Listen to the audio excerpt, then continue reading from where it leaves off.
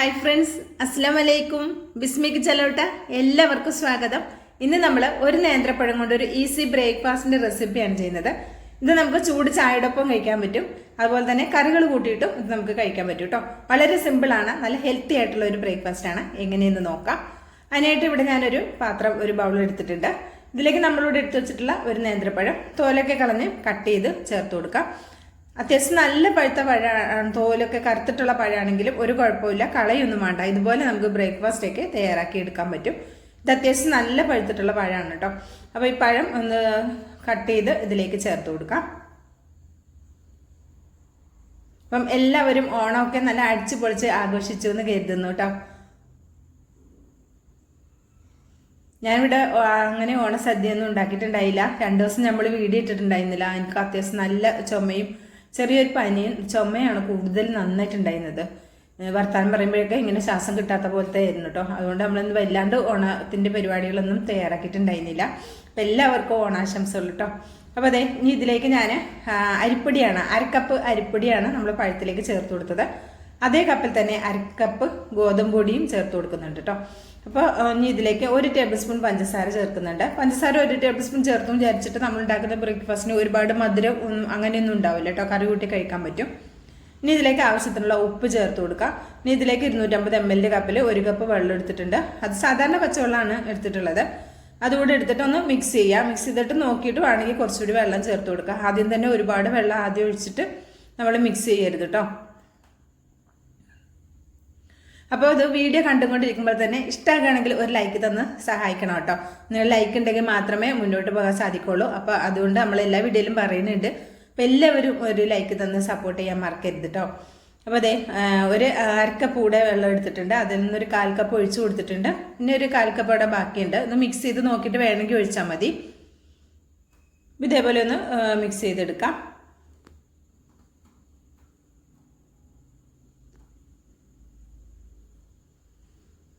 അതെ, മിക്സിയുടെ ഒരു വലിയ ജാർ എടുത്തിട്ടുണ്ട്. ഇതിലേക്ക് നമുക്ക് ഇതെല്ലാം കൂടി ഒന്ന് മാറ്റി കൊടുക്കാം.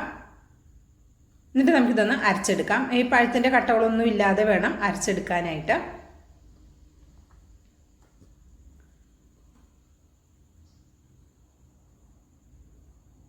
ഇത് കുറച്ച് വെള്ളം, ഒരു 1/4 കപ്പിൻ്റെ അടുത്ത വെള്ളം ബാക്കിയുണ്ട്. അത് നമുക്ക് വേണ്ട, ഇത്രയും മതി കൺസിസ്റ്റൻസി, ഇത് മതി. ഇനി നമുക്കിതൊന്ന് അരച്ചെടുക്കാം. അപ്പോൾ ഞാൻ അത് നന്നായിട്ടൊന്ന് അരച്ചെടുത്തിട്ടുണ്ട്. അപ്പം ഇത് പാത്രത്തിലേക്ക് ഒഴിക്കുമ്പോൾ ഞാൻ കാണിച്ചു തരാം കേട്ടോ. ഇതിൻ്റെ ആ ഒരു കൺസിസ്റ്റൻസി കണ്ടോ, ഒരു ഏകദേശം ഒരു ദോശമാവിൻ്റെ ആ പരുവമാണ് വേണ്ടത്. ഒരല്പം ലൂസായാലും കുഴപ്പമില്ല ദോശമാവിൻ്റെ. ഈ ഒരു പരുവം ഇതിപ്പോൾ കാണുമ്പോൾ നിങ്ങൾക്ക് മനസ്സിലാവുമല്ലോ. ആ ഒരു പരുവത്തിലാണ് നമുക്ക് മാവ് വേണ്ടത്. ഇതിലേക്ക് ഒരു 1/4 ടീസ്പൂൺ ചെറിയ ജീരകം ചേർത്ത് കൊടുക്കുന്നുണ്ട്. ഇടയിൽ കടിക്കാൻ കിട്ടുമ്പോൾ നല്ല ടേസ്റ്റാണ് കേട്ടോ. പഴവും അതുപോലെ തന്നെ അരിപ്പൊടിയും ഒക്കെ ചേർന്നിട്ടുള്ള ഇതിലേക്ക് ഒരല്പം ജീരകം ചേർത്ത് കൊടുത്താൽ പ്രത്യേക ഒരു ടേസ്റ്റാണ്. അപ്പോൾ ജീരകം ചേർത്ത് അരയ്ക്കേണ്ട, ഇങ്ങനെ ജീരകം അരച്ചതിന് ശേഷം ചേർത്ത് കൊടുത്താൽ മതി. ഇപ്പോൾ നിങ്ങൾ മാവിൻ്റെ കൺസിസ്റ്റൻസി കണ്ടിട്ടുണ്ടാവുമല്ലോ.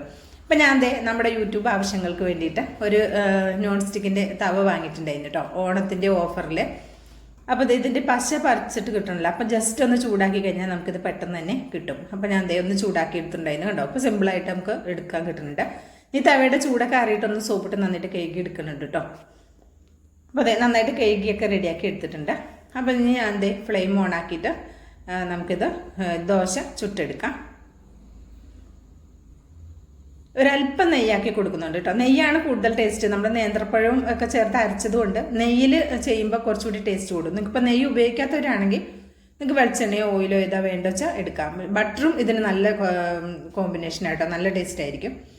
അപ്പോൾ അതെ, ഞാൻ നെയ്യാണ് എടുത്തിട്ടുള്ളത്. ഇനി നമുക്ക് ചട്ടി ഒന്ന് ചൂടായി കഴിഞ്ഞാൽ ഒന്ന് ലോ ഫ്ലെയിമിലേക്ക് വെക്കാം കേട്ടോ. മാവ് ഒഴിക്കുന്ന സമയത്ത് അല്ലെങ്കിൽ ഇങ്ങനെ ഒന്ന് കട്ട പിടിക്കാൻ സാധ്യത കൂടുതലാണ്, പഴമൊക്കെ ആയതുകൊണ്ട്. അതുകൊണ്ട് ലോ ഫ്ലെയിമിൽ വെച്ചിട്ട് ഇതുപോലെ ഒന്നിങ്ങനെ പരത്തി കൊടുക്കുക. എത്ര നൈസായിട്ട് വേണം അതിനനുസരിച്ചിട്ട് പരത്തി കൊടുക്കുക കേട്ടോ.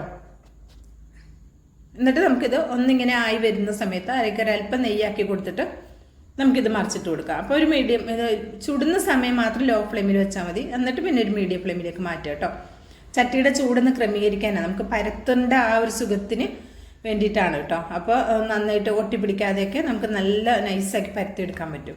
അപ്പോൾ നിങ്ങൾക്കത് ചെറിയ കുട്ടി അപ്പമായിട്ട് ചുട്ടെടുക്കണമെങ്കിൽ അങ്ങനെയും ചുടാം. ഞാൻ ഇപ്പോൾ അത്യാവശ്യം നല്ല വലുപ്പത്തിൽ ഇങ്ങനെ നൈസായിട്ട് പരത്തിയെടുത്തു എന്നുള്ളൂ. ഇങ്ങനെ കഴിക്കാനും ടേസ്റ്റാണ് കേട്ടോ. മറ്റേതും ടേസ്റ്റാണ്. കുട്ടികൾക്കൊക്കെ ടിഫിൻ ബോക്സിൽ കൊടുത്തയക്കാനും വളരെ നല്ലതാണ്. നല്ല ഹെൽത്തിയാണ്, എന്നാൽ നല്ല ടേസ്റ്റ് വേണം. ഇപ്പോൾ വെറുതെ കഴിക്കാൻ വേണമെങ്കിൽ കറി ഏതെങ്കിലും ചിക്കൻ കറിയോ ബീഫ് കറിയോ സാധാരണ എന്തെങ്കിലും വെജിറ്റബിൾ കറി ഏത് കറിയുടെ ഒപ്പവും നല്ല കോമ്പിനേഷനാണ്. അതുപോലെ തന്നെ ചൂട് ചായക്കൊപ്പം കഴിച്ചാൽ മതിയെങ്കിൽ അങ്ങനെയും കഴിക്കാം കേട്ടോ. വളരെ സിമ്പിളായിട്ട് നമുക്ക് ചെയ്തെടുക്കാം. ഇപ്പോൾ പഴുത്ത് കറുത്ത് പോയിട്ടുള്ള പഴമൊക്കെ ഉണ്ടെങ്കിൽ സാധാരണ കുട്ടികളൊന്നും കഴിക്കാനല്ല, അല്ലെങ്കിൽ എടുത്ത് വലിച്ചെറിയും.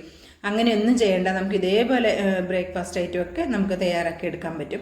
അതുപോലെ തന്നെ പഴുത്ത് കറുത്ത് പോയിട്ടുള്ള നേന്ത്രപ്പഴം കൊണ്ട് ഒരുപാട് സ്നാക്ക് നമ്മുടെ ചാനലിൽ നമ്മൾ ഇട്ടിട്ടുണ്ട്. അപ്പോൾ കാണാത്തവരൊക്കെ ഉണ്ടെങ്കിൽ ഒന്ന് കണ്ടു നോക്കുന്നുണ്ട് കേട്ടോ. ചാനൽ കയറി നോക്കിയാൽ മതി. ബനാന സ്നാക്ക് എന്ന് അടിച്ചാൽ ഒരുപാട് സ്നാക്കിൻ്റെ റെസിപ്പികൾ വരും. അപ്പോൾ ഒന്ന് കണ്ടു നോക്കുക. എന്നിട്ട് നിങ്ങളുടെ ഫീഡ്ബാക്ക് അറിയിക്കാനും മറക്കരുത് കേട്ടോ. അപ്പോൾ ഇതാ രണ്ടാമത്തതൊന്നും ഞാൻ ഇതേപോലെ ഒന്ന് റെഡിയാക്കി എടുത്തിട്ടുണ്ട്. ഇതേപോലെ ബാക്കിയുള്ളതും നമുക്ക് റെഡിയാക്കി എടുക്കാം. അങ്ങനെ ഞാൻ മുഴുവനും ഇവിടെ റെഡിയാക്കി എടുത്തിട്ടുണ്ട്. കണ്ടോ, വളരെ സിമ്പിളാണ്. നല്ല കയ്യിൽ ഒതുങ്ങുന്ന പോലത്തെ നല്ല സോഫ്റ്റ് ആയിട്ടുള്ള ഒരു ബ്രേക്ക്ഫാസ്റ്റ് ഐറ്റമാണ്. അപ്പോൾ നേന്ത്രപ്പഴമൊക്കെ വീട്ടിൽ കഴിക്കാതെയൊക്കെ പഴുത്ത് കറുത്ത് പോയിട്ടുണ്ടെങ്കിൽ തീർച്ചയായിട്ടും ഇതുപോലെ ഒന്ന് ട്രൈ ചെയ്ത് നോക്കുക. അഭിപ്രായം അറിയിക്കാനും മറക്കരുത്, ലൈക്ക് ചെയ്യാനും മറക്കരുത്. ഒരുപാട് കൂട്ടുകാർ ലൈക്ക് ചെയ്യുന്നുണ്ട്. ചെയ്യാത്ത ഏതെങ്കിലും പുതിയ കൂട്ടുകാരുണ്ടെങ്കിൽ ഒന്ന് ലൈക്ക് ചെയ്ത് സപ്പോർട്ട് ചെയ്യണം കേട്ടോ. അപ്പോൾ ലൈക്ക് ചെയ്യുന്ന എല്ലാവരോടും ഒരുപാട് സ്നേഹമുണ്ട്, ഒരുപാട് സന്തോഷമുണ്ട്, ഒരുപാട് നന്ദിയുണ്ട് കേട്ടോ. അപ്പോൾ എല്ലാവരുടെയും നല്ല ആഗ്രഹങ്ങളെല്ലാം അള്ളാഹു സാധിച്ചു തരട്ടെ എന്ന് പ്രാർത്ഥിക്കുന്നു. അപ്പോൾ ട്രൈ ചെയ്ത് നോക്കി അഭിപ്രായം അറിയിക്കാനും നമ്മുടെ ചാനലൊന്ന് സബ്സ്ക്രൈബ് ചെയ്യാത്ത കൂട്ടുകാർ ഒന്ന് സബ്സ്ക്രൈബ് ചെയ്ത് സപ്പോർട്ട് ചെയ്യാനും മറക്കരുത്. അപ്പോൾ ഇൻഷാ അല്ലാഹ് അടുത്ത നല്ലൊരു അടിപൊളി വീഡിയോ ആയിട്ട് എത്തുന്നവരേക്കും എല്ലാവർക്കും നന്ദി, നമസ്കാരം.